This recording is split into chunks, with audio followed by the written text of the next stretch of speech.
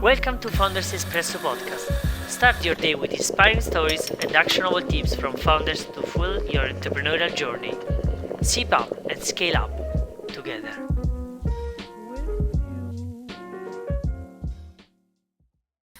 Okay, Edoardo, thank you for being here and for joining me in this quick chat with Founders Espresso. And also welcome in this. Thank you very much, Andrea, for having me. It's a real pleasure to be here. Thank you again. So, Edo, can you provide a one-sentence description of your startup and share your long-term vision for its future? Yeah, absolutely. Actually, Syllog is an autonomous learning platform. It's an AI SaaS that helps company turn their fragmented knowledge, such as procedures, manuals, norms, and so on, into engaging multimedia training path for the employees, with the goal of reimagining how people grow inside the company and streamlining processes like onboarding, continuous training, and more in general, the knowledge sharing process. So our vision is to accompany people inside the company in the process of personal and professional growth, while obviously reducing the change rate inside the corporate. Nice. I'm very curious to know, like, how did you start, and especially what was your initial budget? So if you have any anecdotes, it's more than welcome. Absolutely. Yeah, it's a fun story because actually me and Davide, my co-founder, felt the problem of corporate growth personally. We came from corporate backgrounds and we often felt frustrated about the learning curve getting flat after a small period of time in a new corporate role. So actually we met each other in the summer of 2023 in a bench in a park nearby our houses here in Prato near Florence, and actually we share this frustration. So that bench is actually now in front of our Windows offices, so we can see and remind ourselves of that period. And we decided actually to that day to leave our corporate jobs and start this new experience with the savings we had actually. So we bootstrapped till 50K in ARR. We relied only on those savings, and then we opened up our first pre-seed round. We reached $500,000 in funding, and then we expanded the team and served more clients. Sweet. Edo, can you tell me? I'm curious to know, like, how did you identify the problem? Also, I imagine that it's always a process. So you just start talking with your friend, then you started to research. How you started with this journey? Actually, that's a great question. Actually, as I said previously, we saw that firsthand in our corporate experiences. So we felt like we weren't part of a mission. So we were just people doing a small step in the very big process. Okay. And we felt the need to have something that supported us in this process of growing inside the company. So obviously the first thing we did is trying to validate our idea with the company we were a part of at that time. And then with a spray and pray approach, we contacted as much learning and development manager as possible. And we try to refine our value proposition. So we started from there. And you start because I imagine in that period there was the huge boost on AI startups. Exactly. So you started with this idea in your mind, or no? You just look to the market and then understand that okay, we need a AI implementation in our startup. No, actually, AI has been a big driver to our decision because the idea we had in mind wasn't possible before. So AI habilitated this concept, this idea of personal and customized growth for each employee of the company. So we started from the technology and tried to find a problem. I would say it was a 50-50 between the two. I see. Very interesting. Thank you, Edo. So you told me about your co-founder. You met in the company. How did you met at the beginning in your corporate, and you understood that there was this kind of feeling of like same kind of mindset and energy? Yeah, actually, the fun story is that me and Davide are friends since high school, best friends actually. So we shared a lot of experience. I always admire his dedication and work ethics. in the past, and we also worked on several small personal project before starting this journey. I came from an automotive big corporate in Italy. I won't say the name. He also were in a big corporate producing tobacco, also in Italy. Okay. So we share the corporate experience, corporate frustration, and we started from there Interesting. all the way up to the project. Yeah. Interesting. You know, in talking with different founders, I found out that basically the best synergy usually with co-founders you have when you usually know a lot personally with your co-founder. So some of them, they told me like it's only possible because I know this person since high school, Exactly. since 10, 20 years. And I believe that this is one of the cornerstone of every startup, because when you Absolutely. have this kind of trust, first of all, the trust that you need to Exactly. have, Yeah. and also probably in your case also this kind of synergy of probably want to go out of this corporate world that it has a lot of potential but also a lot of limitation. And imagine in this startup world you have just potential, but of course a lot of hard and hustle in the journey, but yeah, a lot of potential. Yeah, exactly. As you say, the number one word I would say is trust overall, because obviously the path is not easy, and you will encounter a lot of problem, friction, and so you need to have by your side a person you fully trust. Yeah, I fully agree on this. Who wants to start before the company, the startup? Together, or you just said to him, let's do it? Who was the first Yeah, actually, one? the full story is that I started as very similar project in my past companies internally. I proposed that to the board, to the directors. They liked that a lot, but we had some friction, as you know, like the corporate processes are very slow. I wanted to bring on this idea, so I convinced Davide to do the big jump and join me in this adventure. Yeah. Amazing, amazing. Edo, can you describe me your approach to customer feedback and how it has influenced your product development, so this grow? Yeah, you touch a very important point for us. Actually, I think listening to customer feedbacks, particularly in early stage startups, is, in my opinion, the number one priority the team should have. I think ideally you should not only meet their expectation, but try to aim to delight them. And this is a mission I try to share with the whole team, being it the product team, the customer support team, or even the sales team. And also, like generally for first-time founders, and I made this mistake myself, they try to prioritize more the prospect feedback on the product in order to try to close more deals, no? Or even the big plan they have in their heads. But ideally, you should try to focus mostly on the feedback coming from people that are already using and loving your product. And I would say currently our product roadmap is roughly 70% based on customer feedback and only 30% on pure R&D. I see.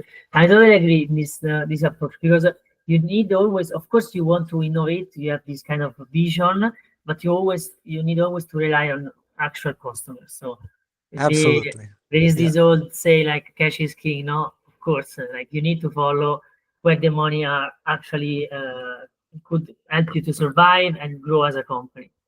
And of course, you have also, as you said, this kind of R&D department, so to broaden your vision, because it's always tricky to ask to your customer what they want next. Because as Harrison Ford said, no, if I went to ask to the people what they want, they would say faster horses, no, not an actual car. Not a car. Yeah, absolutely.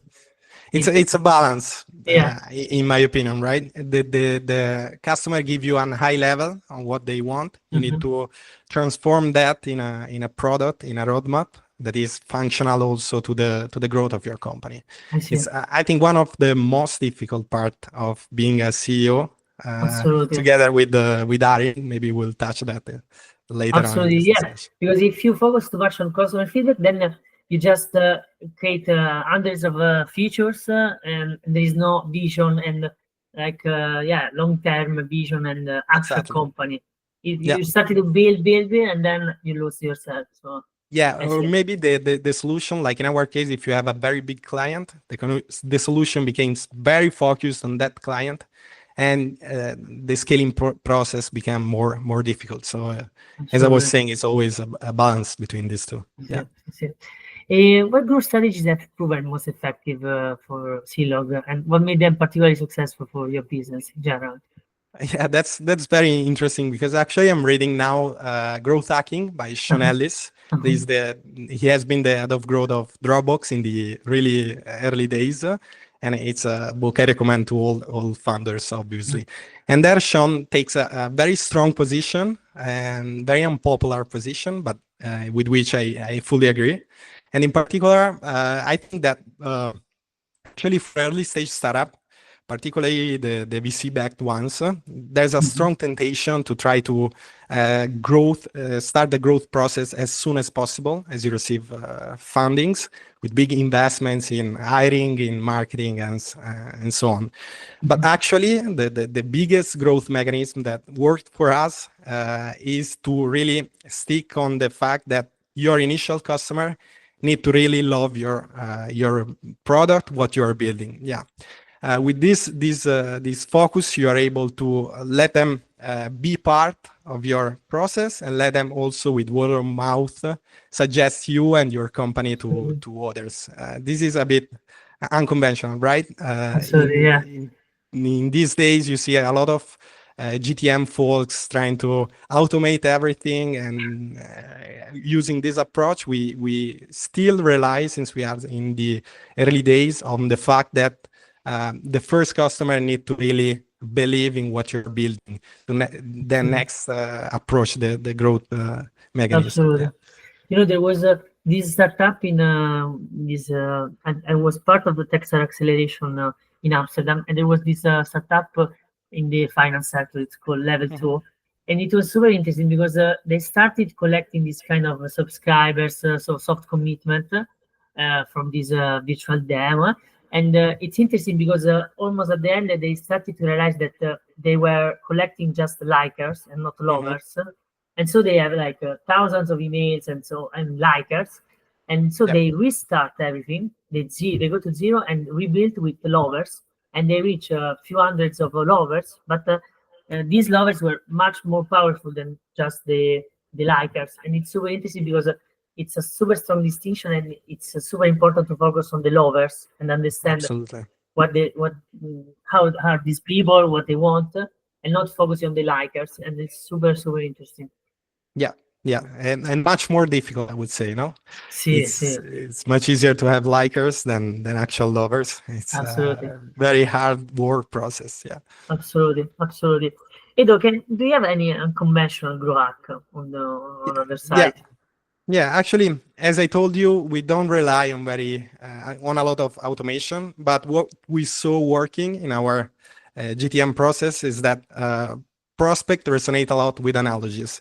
So what we unconventionally did with respect to most of the startup in the ecosystem now, we try to establish this outreach approach, non-automated, in which we try to contact companies that were really similar to the client we already had, and try to tell them the story about the past client, try to let them resonate with these analogies, and try to bring them in our sales pipeline to convert them as clients. This approach actually is working pretty well, since we are a B2B SaaS startup with, I would say, high ticket with respect to the standards.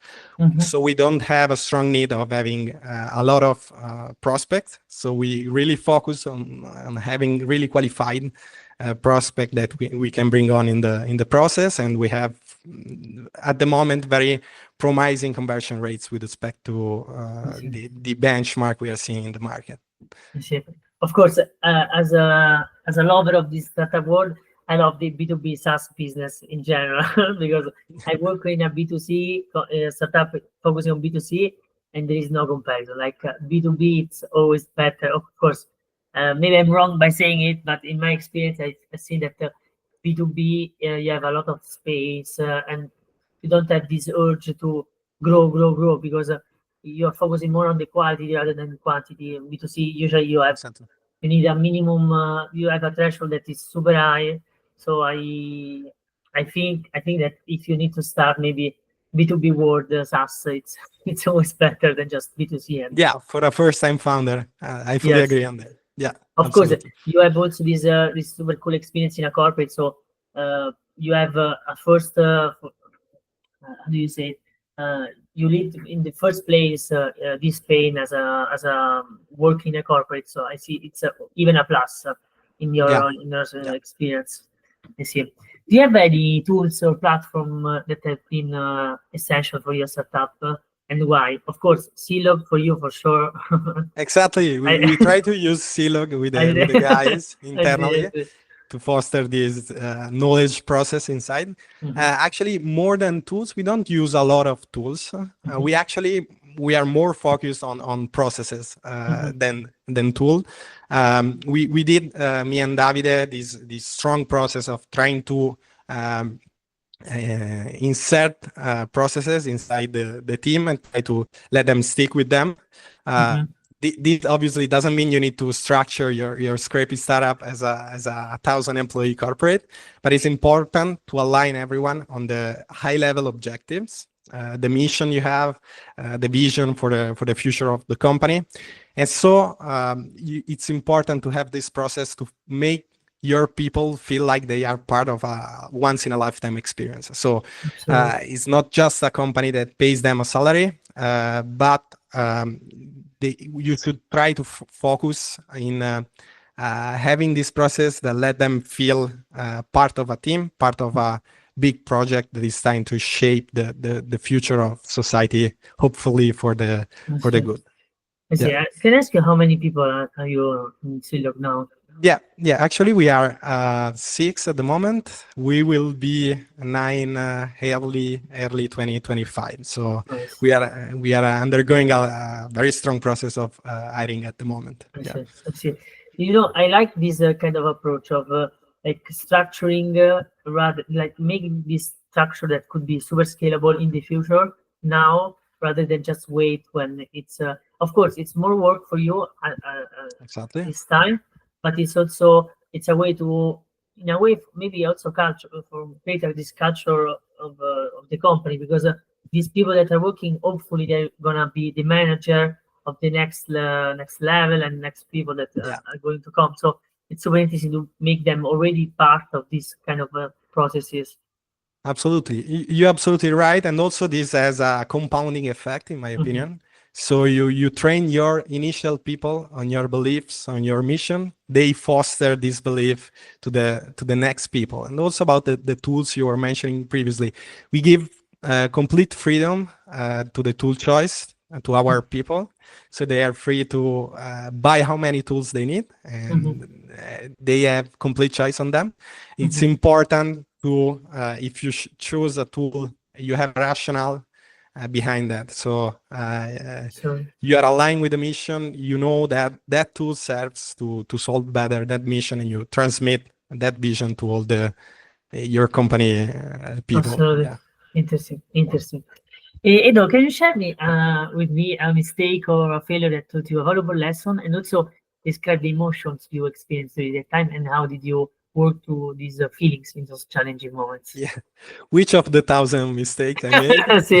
So they always told me like which one because you have every day some failure or Absolutely. mistake. So you Yeah, choose. 100 every day. No, actually, in general, on a high level, I think the most difficult things, as I was mentioning at the beginning, for a CEO in a startup, is the hiring process. So again, especially for first-time founders, you assume that the new hire will have your same approach to work, your same work ethic, and that he will make the company success his life mission. But this is obviously rarely the case. So of course, you make him feel part of the mission with stock option, with a vesting plans and so on.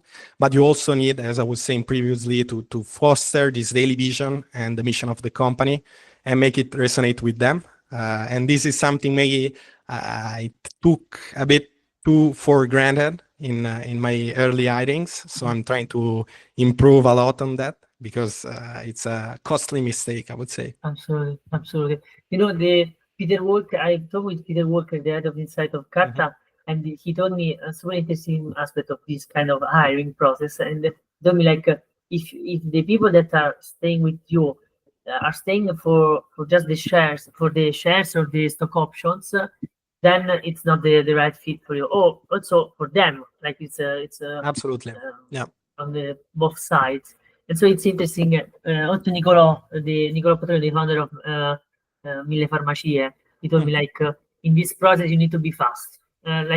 Okay, maybe you you hire the wrong person, but then you need to be fast in the evolution. Like if you understand that there is no fit, you need to stop as soon as possible. Absolutely. This kind of and also this is another challenge. So you one Exactly. mistake and another one.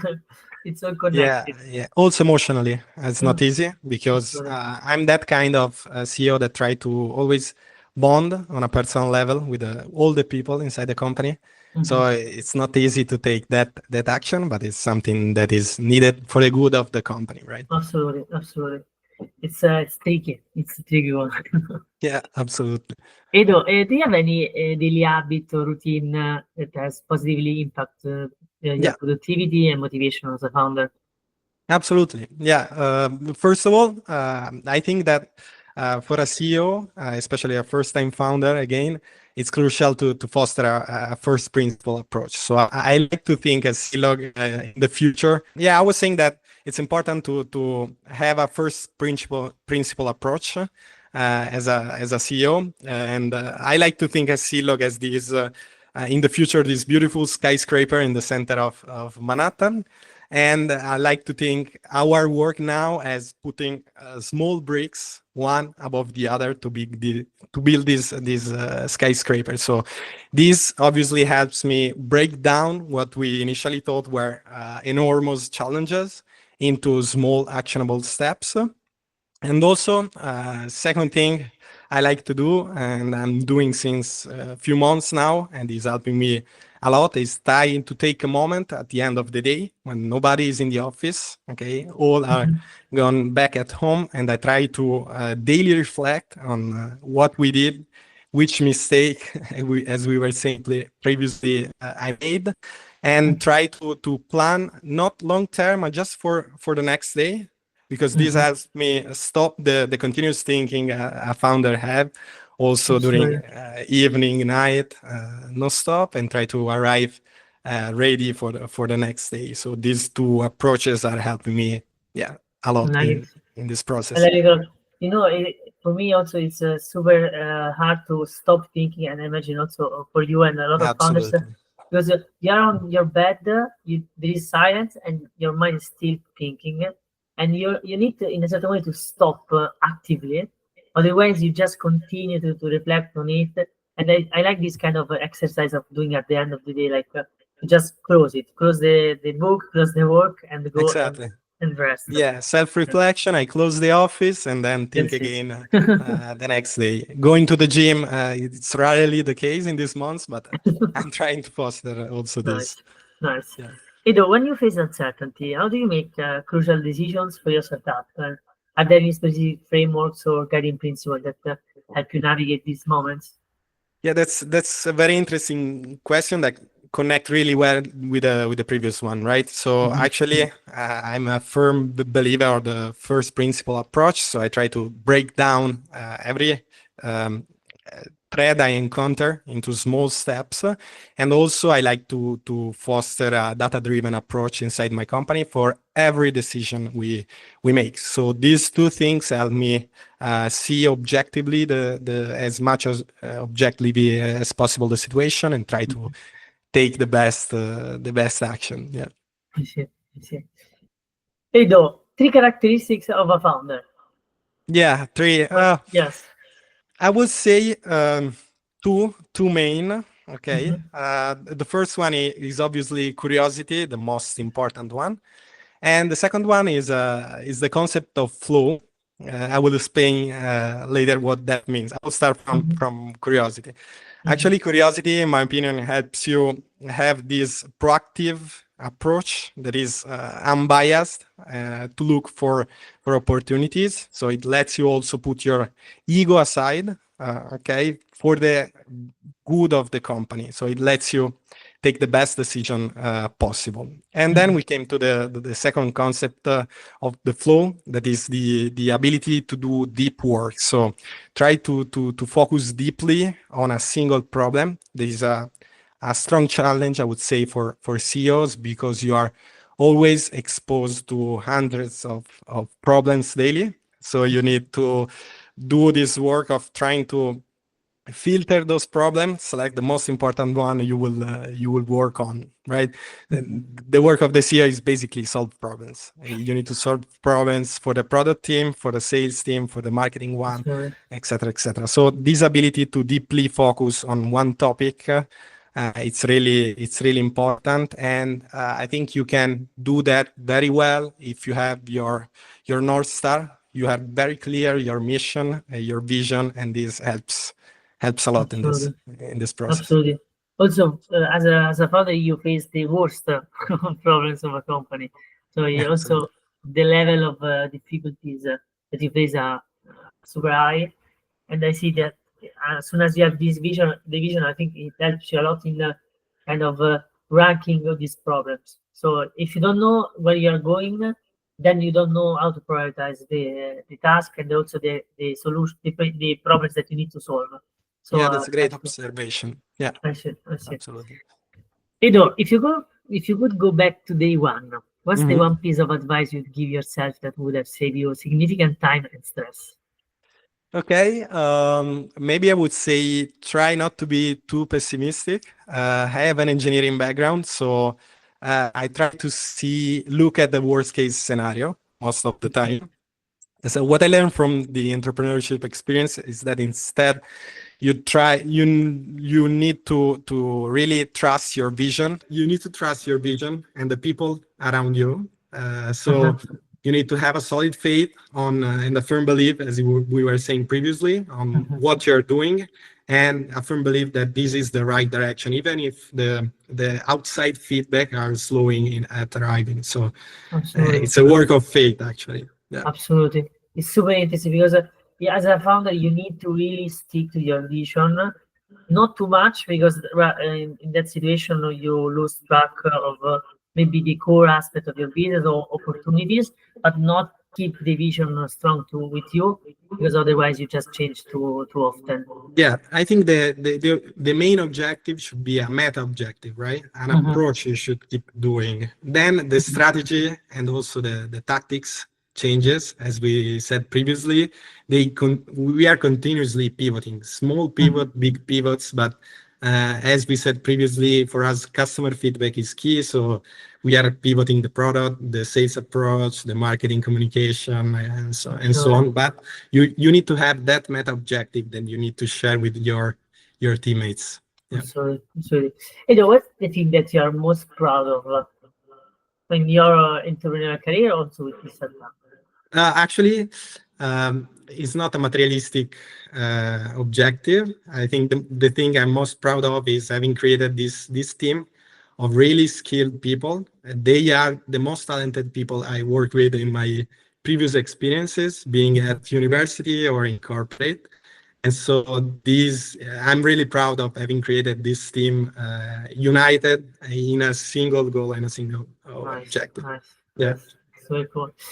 Edo, last question. If you can share with me your deeper why, so the driving purpose behind your startup, and explain what keeps you motivated on the toughest days. Yeah. Actually, my motivation, the meta objective I was saying previously, is to try to give a positive contribution to society through technology. I always had that in mind in all my experiences, being it the choice of university, the first working experiences, and then this decision to take the entrepreneurship path. So I started working when I was actually really young, 22, in the autonomous driving sector. I started with the research at Polytechnic of Milan, then joined this big automotive company in Italy to continue this work, because I saw the ethical importance of doing that work. So this is my main driver, because I think that technology in itself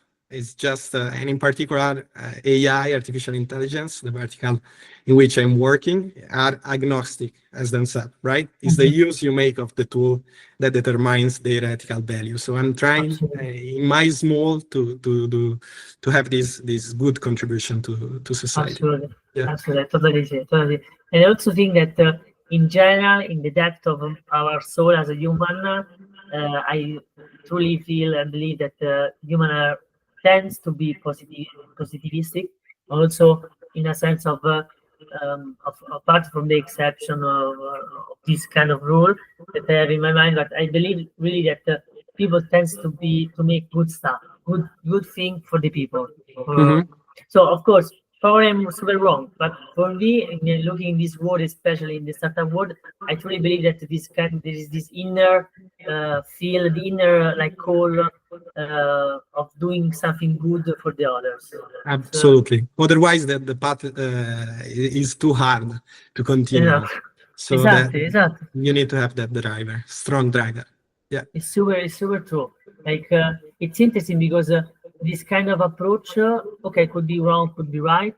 It's what makes you doing exceptional things and exceptional changes in the world. So why not? Exactly. Yeah, you keep doing because you have that goal in mind. Absolutely. Exactly. Yeah. Like if you have to decide, there is, for me, or I see also for you, there is no option. You just need to drive towards this kind of vision, like positivistic and building something great for the humanity. Exactly. Because the other side is. Yeah, and that's the key point of building Syllog, because in a big corporate setting, you don't feel this driver, right? You feel like you are a very small engine in a big machine. You don't see the effect on society of your work. And therefore, for people that have this seed of entrepreneurship inside, it's really frustrating. So it's part of our mission. It's part of what we try to communicate to all our people and stakeholders every day. Absolutely. I think that as a wannabe founder or first-time founder, if you have this kind of feeling of reflection, even if you don't find other people in your ecosystem, in your group, you have to try to do it. And also in hiring, I think that is the most important thing. I mean, hard skill. If a person is intelligent, they can build up their hard skill, right? Absolutely.